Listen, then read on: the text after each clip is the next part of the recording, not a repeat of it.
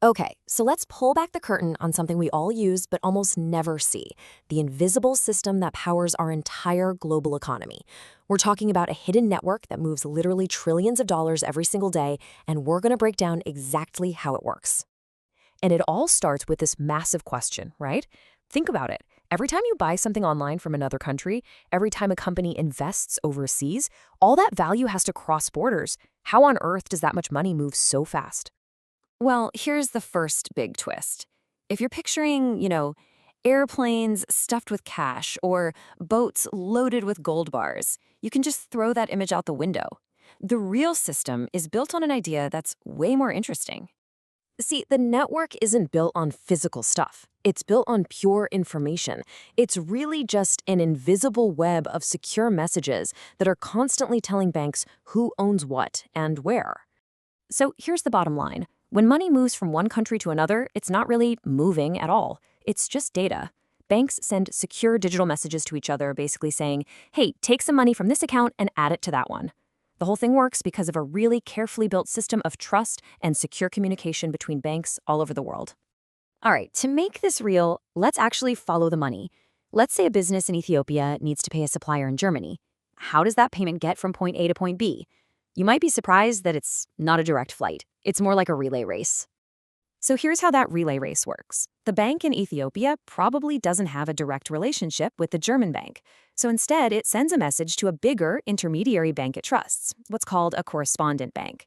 That bank then passes the instruction along to the supplier's bank in Germany, which finally credits the account. See, every step is just an instruction, not a bag of cash. Okay, so you've got all these different banks in different countries speaking different languages. How do they actually talk to each other in a way that's secure and everyone understands? Well, they needed to create a shared secret language. And that language is called SWIFT. Now, this is a super important point. SWIFT is not like Venmo for banks. It doesn't actually move any money itself.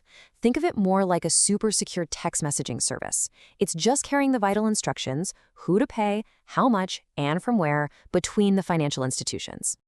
And the scale of this thing is just staggering. We're talking over 11,000 institutions all plugged into this network.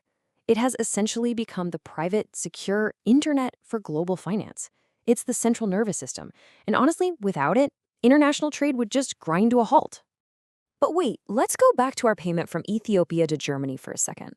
It's not just a simple transfer, right? It's also a currency conversion.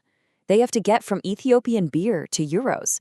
And this has another really fascinating layer to the whole system. Now, you'd think this would be a total mess, with hundreds of currencies being swapped for hundreds of others all the time. But in reality, the global economy has found a way to simplify things by pretty much agreeing to use one main currency for most big transactions. And that currency, by a long shot, is the US dollar. Because it's seen as so stable and it's accepted everywhere, it acts as the world's reserve currency. So a lot of the time, our Ethiopian and German businesses wouldn't even swap their currencies directly. It's often easier for both of them to just convert to dollars as the middle step. The dollar becomes the great connector. So, with trillions of dollars zipping around as digital messages every day, you have to wonder, who's watching all this? Who are the guardians making sure the whole system doesn't just, fall apart? This is where the big players step in, central banks. Institutions like the US Federal Reserve are the ultimate backstop. They're like the bank for banks, making sure there's always enough liquidity, enough cash flow in the system so that these huge transactions can go through smoothly without causing a panic. They're the bedrock. But for all its power and its intricate design, this invisible network is far from perfect. It's got some serious flaws, it comes with some very real risks, and it has absolutely become a tool of geopolitical power. Yeah, the promise of instant global finance doesn't always line up with reality. That relay race we talked about, it means transfers can take days, and each bank in the chain takes a little cut, so it can get expensive. And because the system is so centralized around networks like SWIFT, it's not just a target for hackers. Access to it can be used as a weapon. A country can be cut off, effectively locking it out of the global economy. So when you put it all together, that's what you've got. It's not about cash in a box. It's this incredibly complex web of trust, technology, and interlocking financial relationships. It's a quiet, invisible engine that most of us never even think about, but that all of us rely on every single day. And that leaves us with one final, huge question. This system was built over decades, But technology is changing faster than ever before.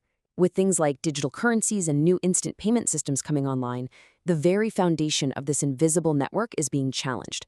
So what's next for how money moves around the world? The only thing we know for sure is that it's going to change.